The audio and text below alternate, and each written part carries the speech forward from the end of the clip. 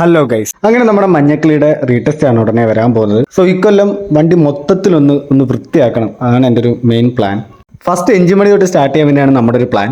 Engine പണിയുന്ന മറ്റാരുമല്ല, നമ്മുടെ ഏറ്റവും അടുത്ത സുഹൃത്തായ മിസ്റ്റർ ടു സ്റ്റോക്ക് മാൻ. എന്ത്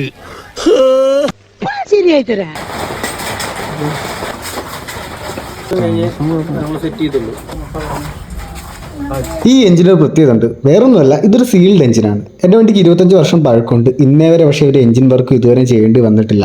ക്ലച്ച് സൈഡിലോ പണിയല്ലാതെ ഒന്നും ചെയ്തിട്ടില്ല. ആദ്യമായിട്ടാണ് ഇതിൻ്റെ സിലിണ്ടറൊക്കെ ബോർ ചെയ്യാൻ വേണ്ടി പോകുന്നത്. സ്റ്റാൻഡേർഡ് സിലിണ്ടറാണ് ഇപ്പോൾ ഇതുവരെ കിടക്കുന്നത്.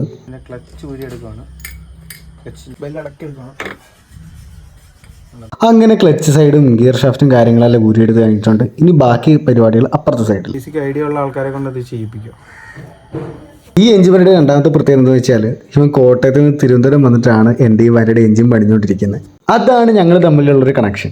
ഇങ്ങനെ എഞ്ചിൻ പണിയിട്ടുള്ള വേറെ ആരെങ്കിലും ഉണ്ടോ? ഉണ്ടെങ്കിൽ കമൻറ്റ് ചെയ്യുക കേട്ടോ. കൃത്യം പറഞ്ഞാൽ കറക്റ്റ് 8 വർഷത്തിന് മേളിലായി ഞാൻ എൻ്റെ സമറയെ വാങ്ങിച്ചിട്ട്. അങ്ങനെ ഇത്ര നാൾക്കിടെ ആദ്യമായിട്ട് എനിക്ക് വേണ്ടി ഇത്ര ഓട്ടം ഓടിയ എൻ്റെ സ്റ്റാൻഡേർഡ് പിസിനെ ഞാൻ കണ്ണുടുക്കെ കണ്ടു. 36,400 കിലോമീറ്റർ ആണ് ലാസ്റ്റ് ആയിട്ട് സ്പീഡോമീറ്റർ കേബിളിൻ്റെ കണക്ഷൻ പോകുമ്പോൾ വരെയുള്ള റീഡിങ്. അത് കഴിഞ്ഞിട്ട് 8 വർഷം മേലെ ഞാൻ നല്ല രീതിയിൽ യൂസ് ചെയ്തൊരു ബൈക്കാണിത്. അത്യാവശ്യം നല്ല രീതിയിൽ ട്രിപ്പൊക്കെ കൊണ്ടുപോയിട്ടുണ്ട്, ഓഫ് റോഡ് എല്ലാം കൊണ്ടുവരുന്നുണ്ട്.